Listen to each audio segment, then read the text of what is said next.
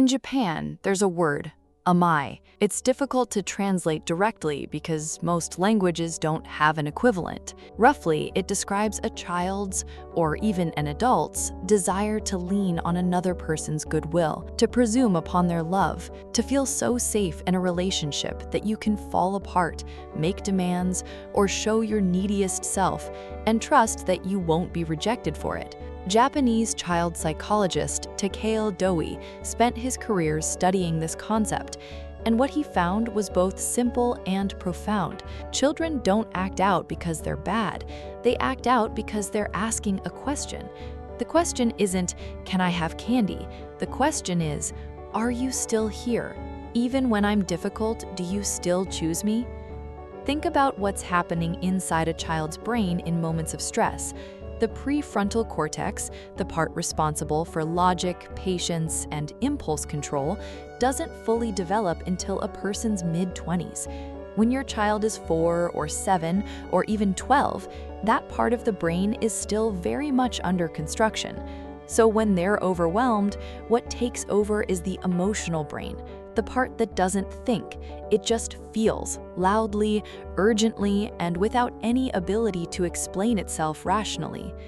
Your child isn't giving you a hard time, they're having a hard time. And somewhere in that chaos, they're looking for one thing: your presence. Not your solution, not your lecture, your steady, grounded, I'm not going anywhere presence. Japanese parenting, at its core, understands this. Instead of prioritizing compliance as the goal, it prioritizes connection as the foundation. And what's remarkable is what grows from that foundation. Children who are remarkably independent, emotionally regulated, and deeply socially aware, not in spite of being deeply connected to their caregivers, but because of it. Your child isn't giving you a hard time, they're having a hard time. And in the middle of that chaos, they're looking for one thing: your steady, grounded presence. The hidden impact. Here's something that might surprise you. Studies in developmental psychology consistently show that a child's sense of security, what researchers call secure attachment, is one of the strongest predictors of long-term well-being, more than academic achievement, more than discipline style, more than the neighborhood they grew up in. A child who feels securely attached to their caregiver doesn't just feel loved, they develop a working model of the world that says, "I am worth caring for. Relationships are safe. When things go wrong, I can reach out for help." That belief, absorbed not from words but from thousands of repeated moments, shapes how they handle stress in school, how they navigate friendships, how they respond to failure as an adult. Now think about what happens in the opposite scenario. Not abuse, just the everyday disconnection that happens when a parent is chronically dismissive of big emotions. "Stop crying, you're fine. You're being ridiculous. Go to your room until you can behave." The child stops crying, but they haven't learned to regulate their emotions. They've learned to hide them. They've learned that their inner world is too much, too inconvenient, too embarrassing. And slowly, without anyone intending it, they begin to build a wall, not between themselves and the candy, between themselves and you. That wall can take years to fully notice. It often shows up first in adolescence, when suddenly your child stops talking to you. Not because teenagers are inherently secretive, but because they're following a pattern that was laid down years earlier. They learned that their emotional needs created distance, so they stopped showing them. What most parents get wrong. Let's talk about something gently, because this isn't about blame, it's about patterns. Most parents in the Western world were raised with a particular idea about emotions, that they should be managed, minimized, or overcome. We celebrate children who are tough. We worry about kids who cry too easily. We equate emotional stoicism with strength and emotional expressiveness with weakness, or worse, manipulation. So when a child cries over something that seems small, a broken crayon, a friend who didn't wave goodbye, a sock that feels wrong, our instinct is to redirect them out of it, fix it, distract from it, or dismiss it. It's not a big deal, you're okay, move on. But here's what's actually happening in that moment. Your child isn't learning that the crayon isn't a big deal. They're learning that their feelings aren't a big deal. And repeated thousands of times, that lesson becomes a belief they carry quietly into every relationship they'll ever have. There's also a common misconception that meeting a child's emotional needs makes them dependent or spoiled, that if you comfort a child when they're upset, you're rewarding bad behavior or teaching them that crying gets results. The research says otherwise, consistently. Children whose caregivers respond warmly and reliably to distress don't become more demanding over time. They actually become more capable of self-soothing, more willing to try hard things independently because they know the safety net is there. Security doesn't create neediness, insecurity creates neediness. So what to do instead?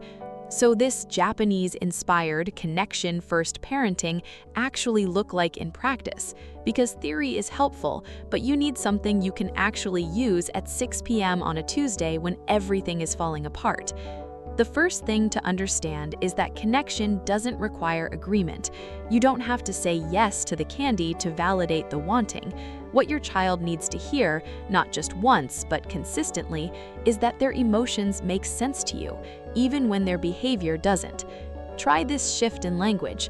Instead of "stop crying, it's just a toy," try "you really loved that toy, didn't you? It makes sense that you're sad." Notice what changed. The limit is still the same, the toy is still broken, the answer is still no, but your child heard something different. They heard, "I see you. What you feel is real. You're not alone in this." That is not spoiling a child. That is teaching them that emotions have names, and names give us power over our feelings instead of the other way around. The Japanese concept of sunao, often translated as honest or gentle, describes a child who is cooperative not out of fear, but out of genuine trust and goodwill. You cultivate that not through pressure, but through relationship. Every time you stay calm when your child can't, every time you sit with them in their big feelings instead of rushing them out of it, every time you repair after you lose your temper, because you will, and that repair is not a failure, it is the lesson. When a hard moment comes, try getting physically low. Kneel down to their eye level. Slow your breathing deliberately. Don't speak right away. Let your calm body tell their nervous system, "This is survivable, I am here." Then acknowledge before you redirect. "I can see you're really upset. I'm right here." Wait. Let them feel seen. Then and only then, gently move forward together. This takes more time in the moment. It takes less time over a lifetime. There's a Japanese proverb that roughly translates to, "Even monkeys fall from trees." It means that everyone fails, even the most capable, the most experienced, the most prepared. And the culture it comes from doesn't treat that falling as shameful. It treats it as human. You are going to have days where you say the wrong thing, where you rush your child through a feeling because you're exhausted and dinner is burning and your own tank is empty. That doesn't make you a bad parent. That makes you a person. And the most powerful thing you can model for your child isn't perfection, it's repair. Coming back, saying, "I was too harsh earlier and I'm sorry." Showing them that relationships bend but don't have to break. What Japanese parenting gets right isn't a technique, it isn't a reward chart or a discipline method, it's a philosophy. One that trusts that a child who feels deeply known will become a person who is deeply capable, that security isn't the enemy of independence, it is the very ground independence grows from. Your child doesn't need you to be perfect, they need you to be present. They need to know that when they fall, from the tree, from grace, from composure, you will be the one standing underneath. Not to catch them every time, but to be there when they land. That is enough. That has always been enough.